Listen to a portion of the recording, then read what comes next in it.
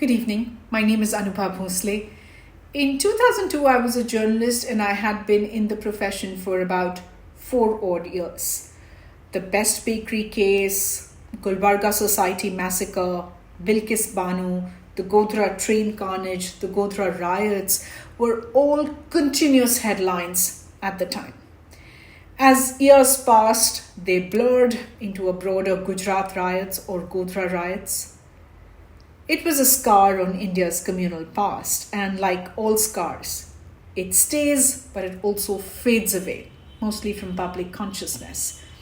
I'm saying this today at the start of this Newsworthy video because many among you, our audience members on Instagram as well as on YouTube, were critical and perhaps called us out a little bit for how we worded a post of 11 men convicted to life imprisonment in the Bilkis Bano gang rape case, walking free after serving over 15 years in jail.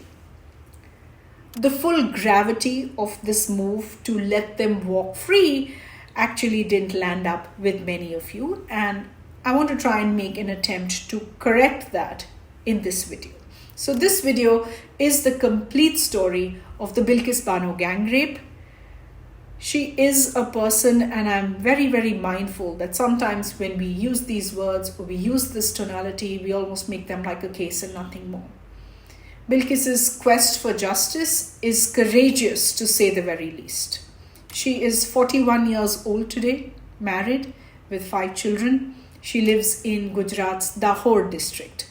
The crime that was perpetrated on her in 2002 needs several trigger warnings. So I'm going to just wait for a moment. If you'd like to skip this video for now and come to it at a later point in time. Let's start. The broad markers of the 2002 riots were this. It was February. A train was burned in Gujarat's Godhra. 59 car sevaks were charred to death. Communal riots broke out, not entirely organically. 1,044 people were killed. This is according to the centre's statement before the Rajya Sabha in May of 2005. 790 among them were Muslims. It was March of that year, March of 2002, Bilkis Bano and her family were fleeing home and violence when the truck they were hiding in was stopped by rioters. This happened in the Randikpur village in Dahod, that's not very far from Ahmedabad. Bilkis was 5 months pregnant at the time. She was gang raped by 11 men. Her 3-year-old daughter's head was smashed with a stone. 14 members of her family were killed before her eyes. The rapists actually left Bilkis, mistaking her to be dead. But she survived, and more than that, she wanted justice. So she filed a police complaint. Remember, Bilkis had never been to school and had lost anyone and everyone who could really stand by her. Not to forget that filing a complaint at that time in that environment in 2002 was itself an act of bravery. Initially, the Gujarat police refused to file an FIR, and when they did, some crucial details were allegedly omitted. 1 year later, citing inconsistencies in her statements, the magistrate closed the case for want of evidence. There have been allegations of destruction of evidence, falsifying of post-mortem reports, and intimidation all through this entire period. In 2003, Bilkis approached the National Human Rights Commission. Subsequently, the Supreme Court, which asked the CBI to step in. The CBI at that time exhumed the bodies and it made several arrests. The Supreme Court actually later transferred her case to Maharashtra from Gujarat after her plea that she was fearing obstruction of justice in the state of Gujarat. I want you to note this part a little carefully because it comes into relevance in 2022. In 2008, a trial court found 13 people guilty of rape and murder. 11 of them were given life imprisonment. The Bombay High Court upheld these convictions 9 years later. The men went to jail in 2004 when they were still suspects, and now on the 15th of August 2022, they are out. So this is the part actually where many of you felt that there was nothing technically incorrect about the move, considering these men did spend over 15 years in jail. I'm urging you to think about it in the light of the context that I laid out and the administrative decisions that have allowed these men to walk out free. I talk about them now. Bilkis, by the way, is in Dahod's Devgarh Baria village. It's just 33 kilometers away from her native village, which is also the home to the now free convicts. Several in Singwar, her native village, are running to the same relief camp where Bilkis has been staying, and they are scared. Bilkis found out about this release through the news. The 11 men were not sent to another state. There is no police protection for Bilkis. No notice was given to her or to her lawyer, even though it is mandatory if something like this happens. The rapists and her family's murderers were welcomed by their family members and the VHP. It is the same VHP, by the way, that bragged about their violent acts during the Godhra Riots to Tehelka journalist Ashish Khaitan, and those tapes were authenticated by the CBI. Now, whether a 15-year jail term for convicts of crimes like gang rape and murder is enough or not, or whether these men have suffered enough or have shown enough remorse or not, and whether all of that is enough, some of these are comments on our timeline, are all intangibles. Here are the facts. The decision to let the 11 walk free was taken by the Gujarat government, which had no role in arresting them. The government released the convicts on the basis of a 1992 remission policy and not a 2014 policy, which is in effect today. The 1992 one says that prisoners can appeal for remission of life sentence after they've served a minimum of 14 years in jail. The 2014 policy makes it very clear that rape and murder convicts cannot be released by the state government. The Gujarat government's argument was that it was actually following the Supreme Court's direction to use the policy applied during the time of conviction.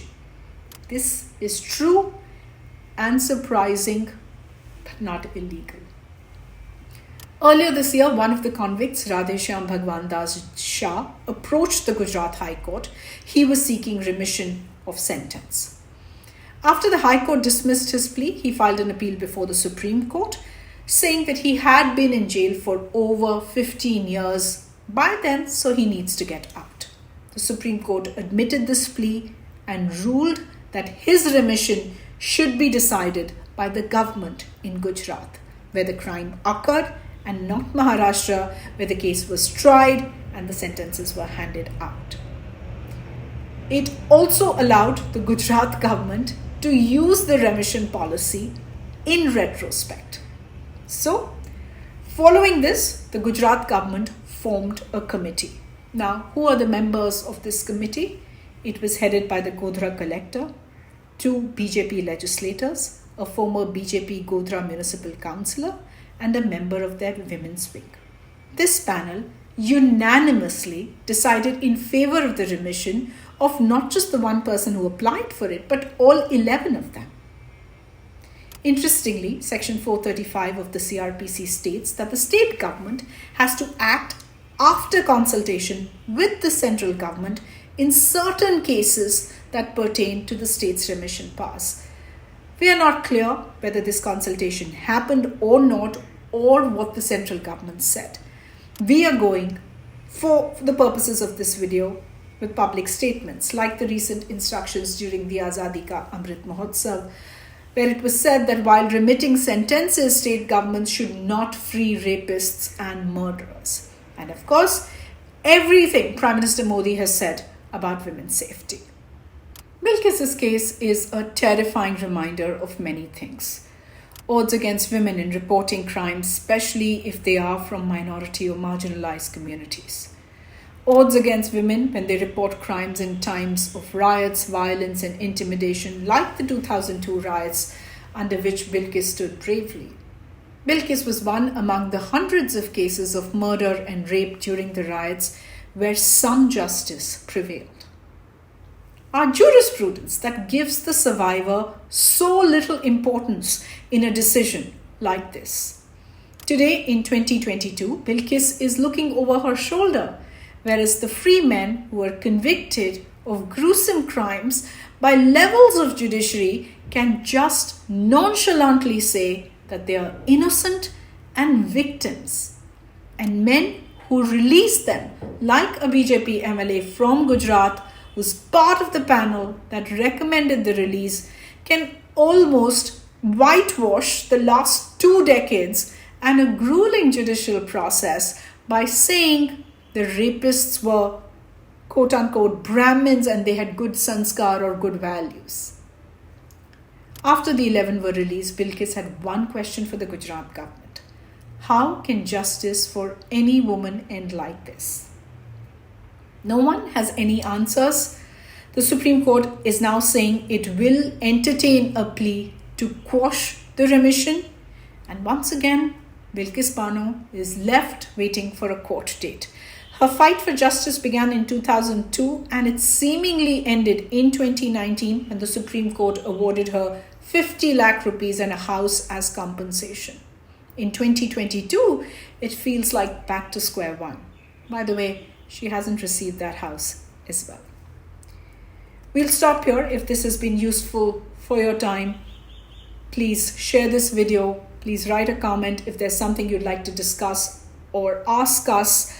We really appreciate all the feedback you give us, and I'm hoping that this video is a testament to that. Newsworthy is an independent new media outfit, and we rely a lot on your support. Your support can come in many forms. You can like, share, and subscribe to this channel. It helps a small outfit like us beat the algorithm and get on to more eyes. You can also support us. You can use the super thanks feature. It's coming up right here on your screen, and make a quick contribution. You can also click on to Razorpay. It is in our description, also in our bio on Instagram, and make a contribution. Till we see you again, thanks so much for watching.